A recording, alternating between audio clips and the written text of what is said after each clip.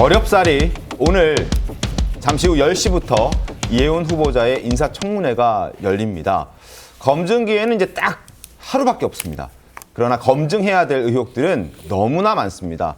과연 770조 규모의 나라 국간을 책임질 자격이 있는가, 그 의문을 품게 만드는 첫 번째 그 의혹의 출발은 바로 이 녹취였습니다. 들어보시죠.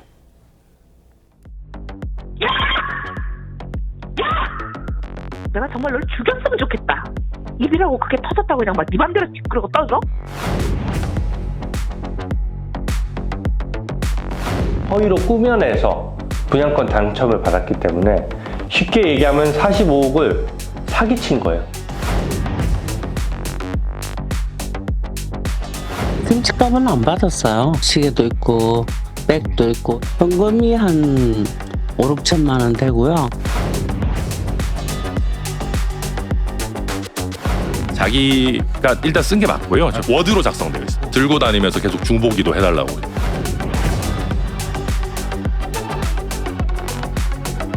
국민 앞에서 검증하는 기회를 만드는 것이 국회의 역할이라고 생각합니다.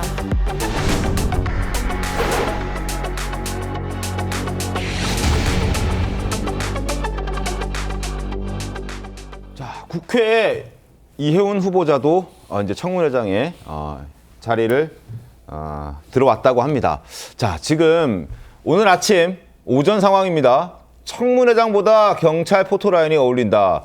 야! 라는 저 문구도 노트북에 저렇게 붙여놓고 있습니다. 물론 지금은 이제 청문회 시작하기 직전의 상황이었고요. 청문회가 시작되고 나면 아마 이제 종이들은 다 제거가 될 겁니다. 어쨌든 야당 입장에서는 갑질 의혹, 그리고 부동산 투기 의혹, 여러 가지 의혹들이 넘쳐나는 이혜훈 후보자에 대한 비판을 하기 위해서 청문회장 시작하기 전에 앞에 있는 노트북에 저런 문구들을 적어놨다는 걸 보여드렸습니다. 자, 지금 보시는 영상은 이 시각 국회 모습입니다. 어제 지난번에는 시작하지 못했는데, 이혜훈 후보자도 이 자리에 들어오지 못했는데, 오늘은 인사청문회를 시작하기로 열기로 합의를 했기 때문에 가운데 자리, 지금 뒷모습이 보이는 저 여성이 이혜훈 후보자입니다. 자, 오늘 과연 제대로 된 인사청문회가 가능할까?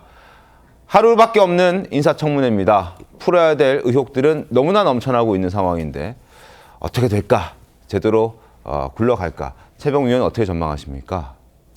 사실은 워낙 의혹이 많고 네. 그 의혹을 뒷받침하는 정황들도 많기 때문에 저는 국민의힘이 전략을 잘 세우지 않으면 네. 그냥 아수라장 상태에서 청문회가 끝날 수도 있다 이렇게 생각을 하거든요. 그게 무슨 얘기냐면 어차피 여당 의원들은 일부 방어를 할 겁니다. 네.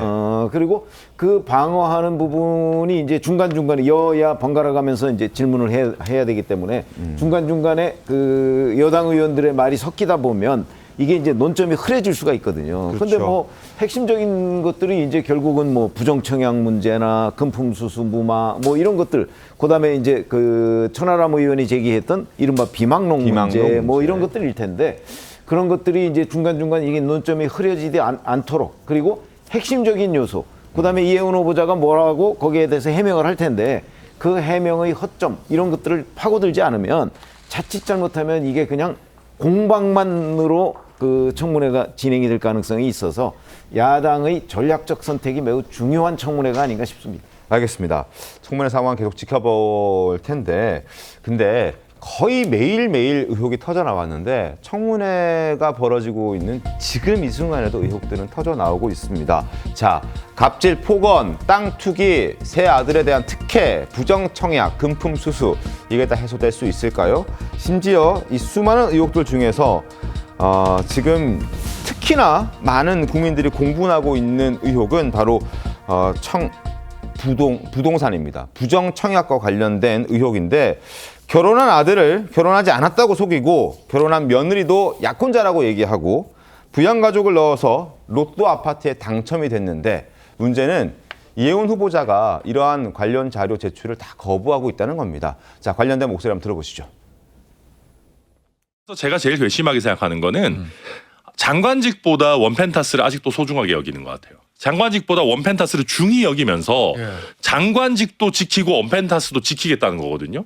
왜냐하면 장관이 되면 예. 장관으로 있는데 예산 장관한테 국토부에서 어떻게 그거 조사합니까? 국토부 예. 예산 다 잘릴 일 있어요? 그래서 저희가 문제가 됐으니까 그러면 장남 차량 출입, 뭐 예. 교통카드 이용 내역, 예, 뭐 예. 이런 것들 좀 내라. 안 주겠다는 거예요. 자녀의 뭐 개인 정보다 사생활이다. 자, 지금 이제 청문회가 시작됐습니다. 그리고 이미자 오늘 위원장이 회의는 시작을 국회방송, 알리는 KBS, 말을 하고 MBC, 있는 상황입니다. SBS 중에서 자, 원펜타스, 생중계 서초동에 있는 하는 점을 원펜타스를 알려드립니다. 지키기 위해서라도 지금 무조건 장관직을 청문회에 들어가기 앞서 유지해야 된다, 말씀드리겠습니다. 사수해야 된다라는 게 천하람 예산 개혁신당 절차가 원내대표의 주장입니다. 국가 재정 운영을 김광삼 변호사님 총괄하는 어떻게 한편 보십니까? 중장기 근데 국가 뭐 발전 특히 이제 전략을 원펜타스 실시하는 관련된 권한 부정청약 자체는 또한 네. 제가 볼 때는 거의 명확한 것 같아요.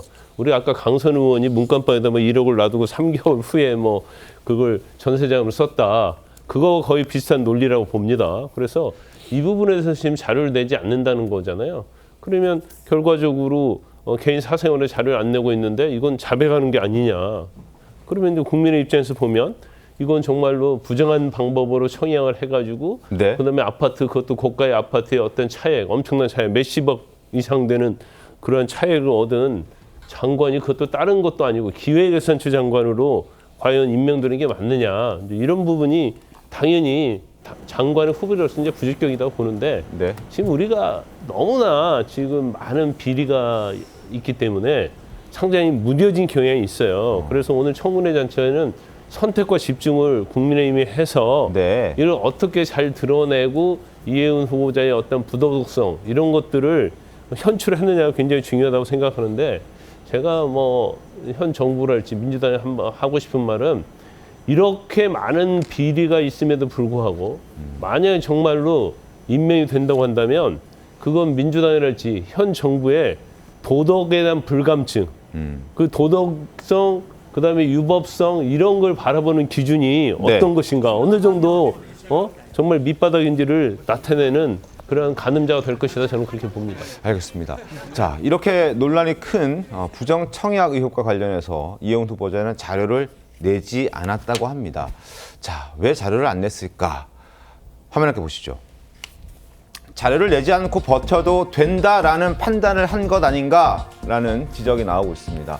반포 아파트, 원펜타스, 편법이 발견돼도 2024년 7월 당첨자 지위는 인정될 수 있다라는 얘기가 나오고 있습니다. 현행법상 재건축 아파트 관련해서 부정 청약 처벌 조항이 없기 때문이다. 이를 잘 알고 지금 이해운 후보자가 숱한 논란이 있고 특히나 많은 공무원들을 사고 있는 저 부정 청약과 관련해서 자료를 내지 않는 이유가 바로 저기 있다라는 얘기가 있거든요. 실제 저렇습니까, 조경 변호사님? 예, 그 이 문제 처음 나왔을 때 네. 주택법상의 공급질서 교란 행위에 해당이 돼서 실정법 위반이다 이런 얘기도 있었잖아요. 그렇게 주장을 했고요. 실제 그렇게 해서 수사를 하거나 공소 제기되는 사건들이 있는데요. 네. 번번이 무죄가 나옵니다. 왜냐하면 재건축 아파트는 네. 도시정비법에 적용을 받고요. 도시정비법상의 이런 부정청약에 대한 처벌 조항이라든가 분양자 지위를 취소시키는 조항이 없습니다. 그러니까 그렇다 보니까 이 건의 경우도 재건축 아파트였기 때문에 네. 도시정비법을 적용한다고 하면 주택법상의 부정청약이 적용될 여지가 없어서 이 법률적으로 범죄가 되거나 아니면 청약 취소 요건은 안 될 것 같습니다.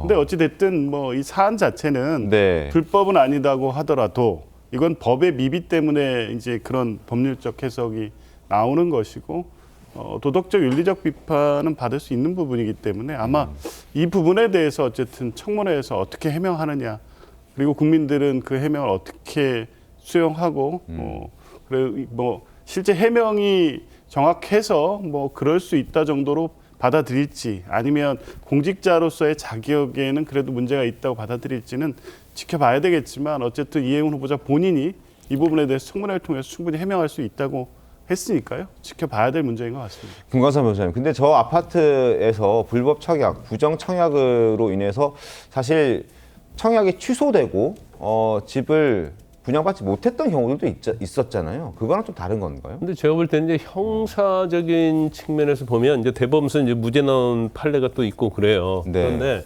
아마 그 저 아파트 분야에 대해서 공고를 할 때 네. 부정한 방법으로 하는 경우에는 취소할 수 있다. 이런 문구가 거의 들어가거든요.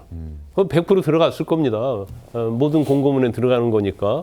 그렇다고 한다면 법에 의해서 뭐 취소 여부는 어떨지 모르겠지만 이제 법에 의해서 만약에 뭐 계약금의 몇 % 이런 식으로 해야만이 법의 규정이 있어야만이 사실은 그 과태료 이런 물을 수는 있지만 네. 계약 취소하는 것 자체는 제가 볼 때는 아마 주택청약에 대한 공고문이 있을 거예요. 그럼 거기에는 취소할 수 있다는 나와 있을 겁니다. 적어도. 네. 그게 없다고 한다면 그 공고문은 정말 잘못된 건데 거의 100% 나와 있어요. 그래서 아마 취소되는 것은 별 문제가 없을 거지만 형사적으로는 사실 이제 우리가 뭐 여러 가지 전에는 뭐 3년 이하 징역 3천만 원 이하 이것은 이제 일반 분양과 관련된 거거든요.